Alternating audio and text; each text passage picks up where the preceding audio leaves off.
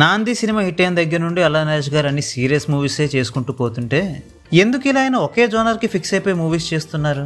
ఆయన మంచి యాక్టరే కాబట్టి అన్ని రకాల జోనర్స్లోనూ మూవీస్ తీస్తే బాగుంటుంది కదా అనుకున్నా. ఈలోగా ఆయన మళ్ళీ కామెడీ జోనర్లోకి రీఎంట్రీ ఇస్తున్నారంటూ ఈ మూవీకి సంబంధించి ఒక అనౌన్స్మెంట్ వీడియోని రిలీజ్ చేసినప్పుడు ఆ వీడియోని చూసి ఎక్సైట్ అయ్యి ఈ మూవీ మీద హైప్ పెంచుకున్నా. తీరా రీసెంట్గా రిలీజ్ అయిన ఈ మూవీ యొక్క ట్రైలర్ చూసేసరికి మనం అనుకున్నది ఒకటైతే ఈ ట్రైలర్ ఏంటి ఇంకోలా ఉంది అని ఒక రకమైన అనుమానం మొదలైంది. ఫైనల్గా ఈ మూవీని చూశాక నా అనుమానమే నిజమైంది. మ్యాట్రిమోనీ కంపెనీ వాళ్ళు చేసే స్కామ్స్ మీద మూవీ తీయడం అనేది మంచి ఐడియానే, కానీ దాని చుట్టూ ఒక ఎంగేజింగ్ డ్రామాని నడపడంలోనే దారుణంగా ఫెయిల్ అయ్యింది ఈ ఆకుటి అడక్కు మూవీ. ఎవరైనా మూవీలో క్యారెక్టర్స్ని ఎస్టాబ్లిష్ చేయడానికి టైం తీసుకోవడం కోసం సినిమా మొదలైన కాసేపటి వరకు కొన్ని అన్వాంటెడ్ సీన్స్ని, ఫిల్లర్ స్టఫ్ని పెడుతుంటారు. కానీ ఈ మూవీలో మేజర్ ఫోకస్ని ఫిల్లర్ స్టఫ్ మీదనే పెట్టి అసలు మ్యాటర్ని గాల్లోకి వదిలేశారు. నిజానికి ఇదేమీ ఫుల్ లెంత్ కామెడీ మూవీ కాదు. మహా అయితే ఒక 30-40% మాత్రమే ఈ మూవీలో కామెడీకి స్కోప్ ఉంది. బట్ సాడ్లీ ఆ ఉన్నంత స్కోప్లో కూడా నవ్వు తెప్పించే కామెడీ సీన్స్ని రాసుకోలేకపోయారు. ఏదో ఒక 2 సీన్లు చూసినప్పుడు లైట్గా నవ్వుకుంటామేమో తప్ప అంతకు మించి ఈ మూవీలో కామెడీ పెద్దగా వర్కౌట్ కాలేదు. చాలా వరకు మూవీ ఏదో అలా నడిచిపోతూ ఉంటుంది తప్ప మనకి కొంచెం కూడా ఎంటర్టైన్మెంట్ ప్రొవైడ్ చేయదు. అయితే లాస్ట్ హాఫ్ అన్ అవర్ మాత్రం మూవీ కొంచెం ఇంట్రెస్టింగ్గా అనిపిస్తుంది.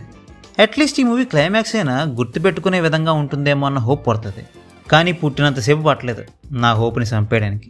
క్లైమాక్స్లో హీరో ఏదో సాధించేస్తాడేమో అనుకుంటే ఆయనకి ఆ శ్రమను మనం ఎందుకు ఇవ్వాలిలే అన్నట్టుగా పరిస్థితులన్నీ వాటంతటవే తనకి అనుకూలంగా మారిపోయి కథ సుఖాంతం అయిపోతుంది. ఆ క్లైమాక్స్ చూశాక అసలు ఈ సినిమాలో హీరో సాధించింది ఏంట్రా అని ఆలోచిస్తే దానికి జవాబు శూన్యం. ఇక పెర్ఫార్మెన్స్ విషయానికి వస్తే వరుస పెట్టి 3 సీరియస్ సినిమాల్లో అల్లా నరేష్ గారు యాక్ట్ చేయడం చూశాక ఈ మూవీలో ఆయన అలా కాకుండా నార్మల్గా పీస్ఫుల్గా చూడడం కాస్త ఊరటగా అనిపించింది. ఇక నా ఉద్దేశం ఆయన సీరియస్ క్యారెక్టర్స్ చేయకూడదని కాదు, ఏ ఒక్క జోనర్కు ఆయన స్టిక్ అయిపోయి మొనాటిని వచ్చేలా చేయకూడదు అని. సో ఇందాక చెప్పుకున్నట్టు ఆయన ఈ మూవీలో సింపుల్గా, నీట్గా బాగున్నారు. కానీ కామెడీ సీన్లు చేస్తున్నప్పుడు మాత్రం ఆయన పెర్ఫార్మెన్స్ మునుపట్లా కాకుండా కొంచెం ఆర్టిఫిషియల్గా అనిపించింది. ఇక ఫరియా అబ్దుల్లా, వెన్నెల కిషోర్, హర్ష చెంబుడు ఎక్సెట్రా వాళ్ళకున్న దాంట్లో బాగానే పర్ఫామ్ చేశారు. అయితే వీళ్ళందరిలోకెల్లా జేమీ లీవర్ గారి పెర్ఫార్మెన్స్ మాత్రం లైవ్లీగా ఎంటర్టైనింగ్గా అనిపించింది. అఫ్కోర్స్ కొన్ని సీన్లలో ఆవిడ పెర్ఫార్మెన్స్ కాస్త ఓవర్గా అనిపించినప్పటికీ ఓవరాల్గా చూసుకుంటే మాత్రం ఆవిడ పెర్ఫార్మెన్స్ బాగుంది. ఇక టెక్నికల్ ఆస్పెక్ట్స్ విషయానికి వస్తే గోపి సుందర్ కంపోజ్ చేసిన సాంగ్స్ అండ్ బీజిఎం సోసోగానే ఉన్నాయి. సూర్య చేసిన సినిమాటోగ్రఫీ ఇంప్రెసివ్గా ఉంది.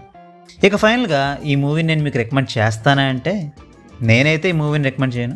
ఒకవేళ మీకేమైనా ఈ మూవీ మీద స్పెషల్ ఇంట్రెస్ట్ ఉంటే ఈ మూవీని ఒకసారి చూడడానికి ట్రై చేయండి. So well, that's ever app on this video. ఈ వీడియో మీకు నచ్చితే వీడియోని లైక్ చేయండి, షేర్ చేయండి, మీ ఒపీనియన్స్ కామెంట్స్ ద్వారా మాతో షేర్ చేసుకోండి. మరిన్ని మూవీ రివ్యూస్ కోసం ఛానల్కి సబ్స్క్రైబ్ చేసుకోండి. We will meet you next video. Thanks for watching.